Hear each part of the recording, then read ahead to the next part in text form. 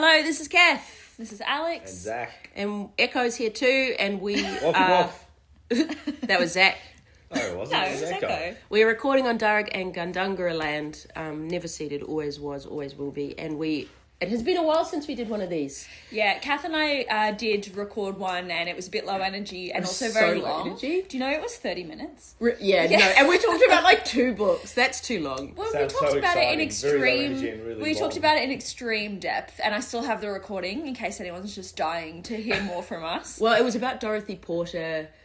What a piece of work. The one about the psychologist, the psychiatrist. Yeah, and it's a shame because it's nice to talk about books when they're fresh in your mind, but yeah, it was a bit of a shit show. I will not sugarcoat it. Great book. Yeah. Depressing as, but Oh yeah, fantastic. I'm talking about the podcast. Oh yeah, strictly. yeah. I know. So we've got coffees in hand, and I was going to say we're high energy. I'm high energy. I don't know about Zach. Echo's all right. Moderate energy. Moderate energy. How you going? Between moderate and high. But we thought it was a good time to record because we've all read the same book recently. Although you read it a while ago. Yeah, I read it last year. You know, I'm just ahead of the curve. Oh God, you're As so per ahead of your usual, time. yeah. You read it before; it was cool. So we're talking about Box Hill by Adam Mars Jones. Adam Mars Jones, and it was recently a movie came out with Alexander Skarsgård and Dudley from Harry Potter. I don't even know his name, the actor's name. The movie was called Pillion, and it's a book about. What is it about, Cath? That's a good question. Sum it up. I know. Did you hear me hesitate? Yeah, it is. It's about. Or you can go, Alex. Yeah. Well, I'm just going to read from the back before we talk about it. shitty. Yeah, cop out, I know. It's a vivid coming-of-age novel. A young man suddenly wakes up to his gay self on his 18th birthday when he receives the best gift ever, love and sex. In the woodsy cruising grounds of Box Hill, chubby Colin literally stumbles over glamorous Ray, 10 years older, leather-clad, cool, handsome, a biker and a top, and has his mind blown. That's probably enough, That actually summarises it pretty Yeah. well. Not just his mind. if you know what I mean. But I don't think he has anything. No, but it was just go with Oh yeah, okay, sorry, yeah, good. I was like, no, but that's the whole point, Zach. He doesn't have anything else. But, so obviously this is probably a bit more explicit, a book to talk, like a lot of it's about sex and domination and that kind of thing. And I guess I think also before we get into the to meat of it, maybe we should just give a trigger warning for... Meat of it. Thank you for picking up on that, Cath didn't. What? Just keep going. Oh, I totally missed it. I was looking at Echo. Discerning listeners will know. I was looking at Echo. She was being cute. Yeah, just give a bit of a trigger warning for rape and non-consensual sex and dom-sub dynamics. We're going to be talking about all that, I guess. Not in a great amount of detail. depth, but I guess it's good yeah, to know. You detail. can't talk but about this book without talking about yeah, Well, it's what it Yeah. is. And it's a short little book, isn't it? Like I read it. novella. it's a novella. Yeah, How many pages love have we me got? a good novella. 114. Yeah, I read it because I read it in a day, like on the train down and then on the train back, and it was quite easy to pick up. Like sometimes novellas, I don't know. Yeah, this one I didn't. It wasn't hard to follow. You could read it quite easily. Yeah, it's very easy to The read. the writing was really good. Absolutely. Yeah, and he set the scene really well, I think. I've never read his other stuff. He's famous for. There's another book he's really famous for. I had never heard of him before. I had only come across this one. Maybe I've just made that up. Then it's very Well, possible. I don't know, especially you, Alex, whether you're going to agree with this or not. But he very much has a Constance Debray style of writing to him. in terms of Of course, Zach. in terms of it's high praise. brutally honest. Like it doesn't muck around. Like it just tells it as it is. The language is in no way flowery or anything. Like it kind of he gets straight to the point, I think, and that's the style of writing that I recognise that I really enjoy and really appreciate these days. And that style of writing, not the subject matter or anything, but the style of writing reminded me a lot of Constance Debray, who of course is the greatest writer of the 21st century. So In one man's opinion. I'm sure I'm not the only person who thinks In so. one sole She's man's brilliant. One highly opinion. educated there's opinion, but what was that? I don't know. Constance Debray is. It would be more like Constance Debray if Ray was the one narrating it. Don't you No, think? I think in terms of the specific characteristics Zach's talking Oh, yeah, about, okay, like that's honesty and straightforwardness and It's just very sparse writing style. Yeah, It's I true. think it is true Gets that to it the point. It says shares what's that. happening. Yeah. And Well, there's no emotion in the narration. No. Almost like it's almost quite detached. a step. Yeah, exactly. Yeah. Detached is a really good word to use. Yeah. Good echo. She's just trying to be part of the game. You gotta lock in and be focused on it. Sorry, okay. What's his... But a lot more BDSM than in Constance Dubray's writing. Yeah, a lot more. Well, it's an interesting. Box Hill, A Story of Low Self-Esteem. Did you see that? Yeah. Yeah, and it is a really interesting concept, and because I haven't seen the movie Pillion yet, and I think we should watch it. Well, definitely watch it. Sure. I mean, Alexander Skarsgård, he's brilliant in anything. He's amazing. So is Dudley. No, well, that's the thing. I don't know how I'm going to not see Dudley from Harry Potter. Is he the same Skarsgård that's Pennywise in the new It movies, or is that a different Skarsgård? He's the Skarsgård that was in Murderbot. I don't know about the okay, I don't think so. Because there's a couple of them, not the dad one. Oh, I don't know. He's not Daddy Skarsgård, but he is in the... No? They're all excellent actors, though. I was making a joke about culture. Yeah, Yeah, there we go. Yeah, okay. No, I got it. Thanks. Good. It's enough to talk about our favourite Skarsgård. Yeah, I know, right? Susan would be into this. Like, this whole conversation, like, oh my God, oh, he's so dreamy. So, what did you think about the power dynamics in this relationship, you guys? I felt Are we doing spoilers? that... Sorry to interrupt. Are we doing spoilers? Because you kind of have to, right? What are you In what sense, yeah. Yeah, okay. Yeah, no, you're right. Okay, sorry, Alex, keep going. Yep. Because, I mean, it says on the back that they get into a relationship of sorts. Like, that's not really a spoiler. And we've talked about that. Yeah, that's true. And we've mentioned BDSM, yeah. So basically, Colin and Ray enter into this dom-sub dynamic, but it's never explicitly negotiated. And I thought it was a really interesting portrayal of... Because people kind of have this very, like, rosy view of BDSM where, like... these days, where like if it hasn't been completely negotiated, if you haven't worked out all the nuts and bolts and you haven't agreed on every scenario you're going to do, that's not really BDSM. And I just think, how do people think that these subcultures and these practices started? Like, they weren't all rosy like that. I think a lot of it would have been contextual and taken on assumption. Like, if you're going to a cruising ground, implied consent was a big thing that kind of we don't even really count as consent anymore these days. Did we clarify this is set in the 70s? Oh yeah, that's this is set. So that's important. So it is like a sort of historical fiction. Yeah. Like it's fairly recent, but I thought it was really interesting because you obviously are only really privy to Colin's perspective, and like we said, it's quite detached, but we know what he is and isn't enjoying and how that changes for him, but he's never really communicating that to his partner, but the relationship goes on anyway, and his partner sort of does what he wants to do anyway. But to me, it obviously felt like a very fuzzy line and a very grey portrayal, but there was never a scene I read and I was like, oh my God, that's rape. And that's me. Yeah. And to be fair, it was a while ago that I read this, but it certainly hasn't stayed with me as like, I believe, oh my God, I think there is one line use the where word. he actually says... He says, let's see if I can find it. Effectively. But he goes, but then I did say he could do whatever he wanted to me. Yeah. That's what I mean. Like, I thought it was a very, But that's not to uses say the it. term himself, though. Yeah, he does. I'll see if I can find it. Which really... But again, I don't know whether, and I would have to maybe do more research, but there are people who do sort of like consensual, non-consent scenarios. Yeah. There are situations where people might use the word rape, and what they mean is forceful sex, like particularly historically. It says, what had begun as rough seduction ended as rape. I said he could do anything with me, I know that, but some things can't be consented to. And then he sort of goes into... Yeah.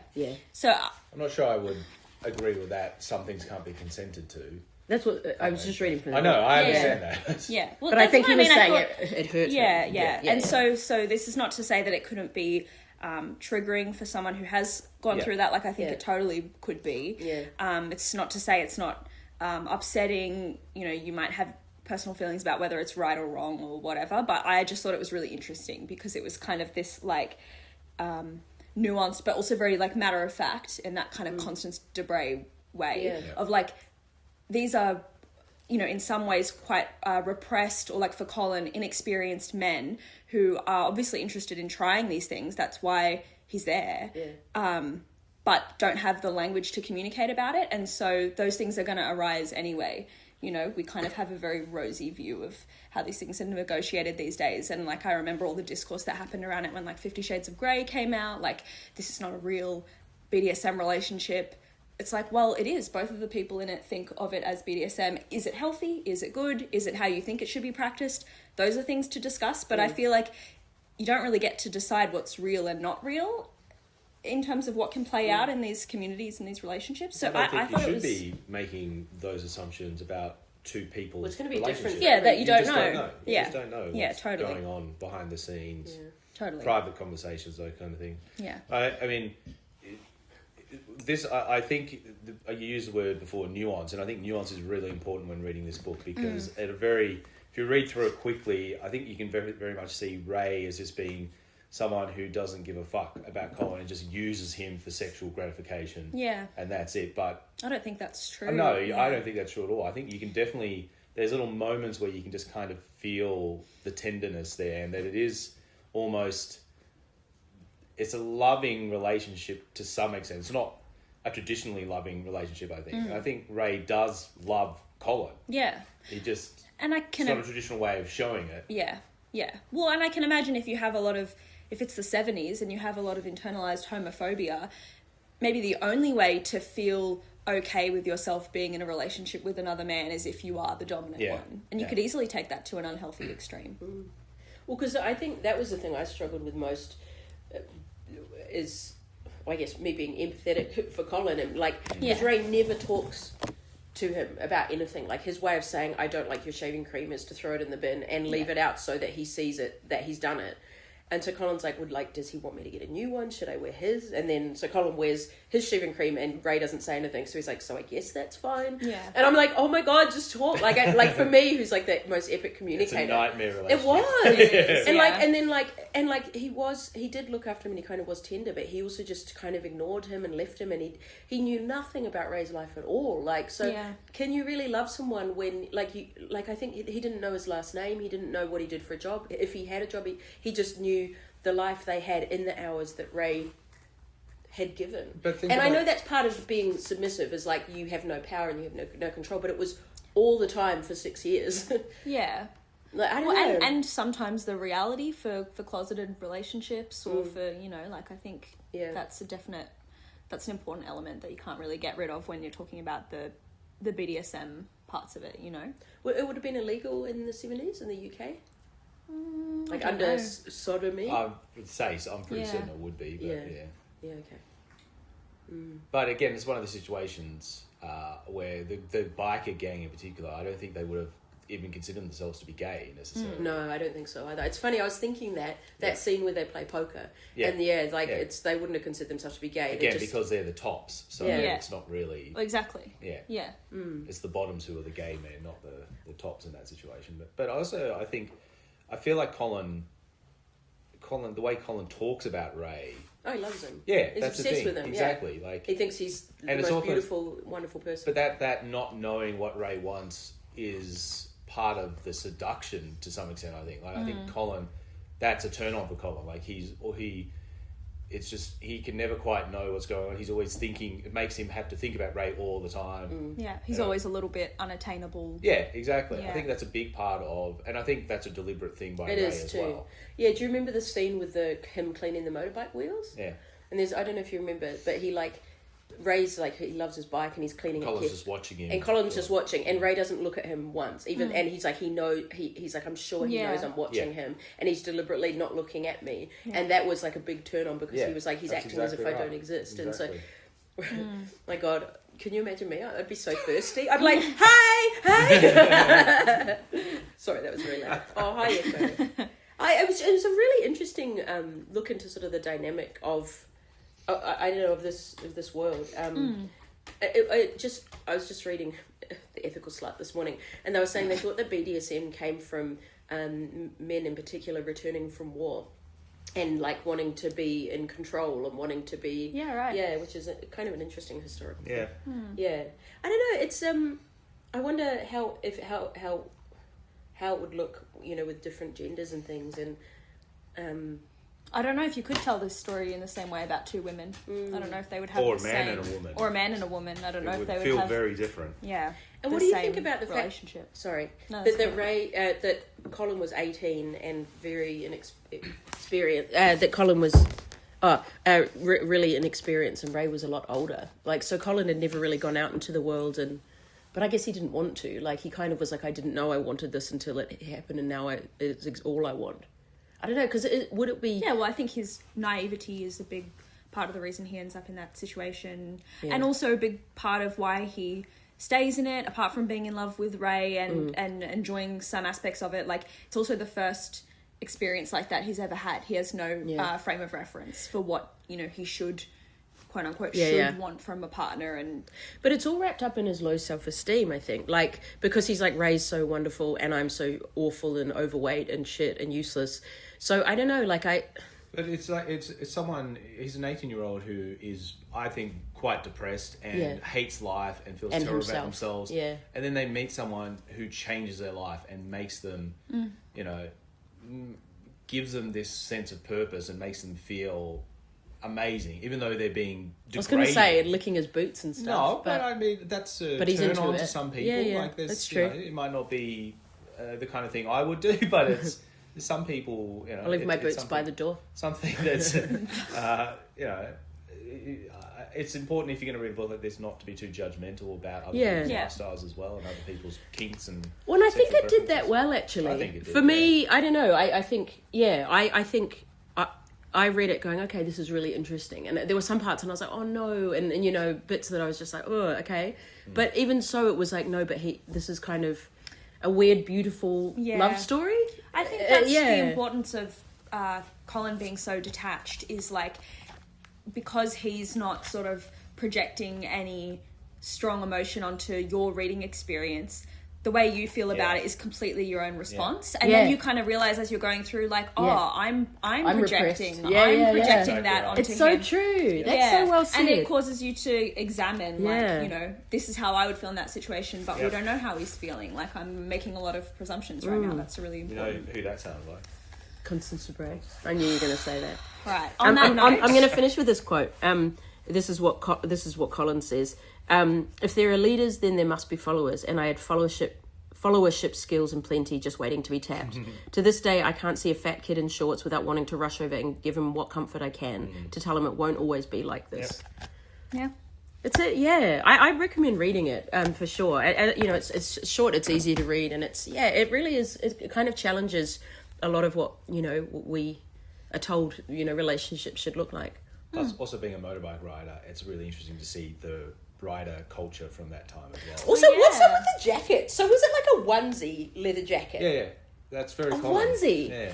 I was trying to picture you've it. never seen like that before? No. Because if you have just a jacket and separate pants, if you fall off and slide, the jacket can rise up and you can... I've never seen someone in a onesie. Get a partial degloving. Yeah, his gloves. That's a whole episode. Yeah. What about him wearing gloves all the time? But anyway, that's a whole thing. I'm aware of time, and we won't go on too long. But if anyone's read it, we'd love to hear your thoughts. Yeah. And I think we've said this before, but or seen the movie. I think we've said this before, but we'll try to do these more regularly. Oh my gosh! And... Well, we should talk about, because Alex and I have just read Picnic at Hanging Rock. Yeah. And the secret chapter as well, and so maybe we'll record another one next time. All right, thank you for supporting us. You're all the best, and catch you next time. All right, bye. Bye. Bye.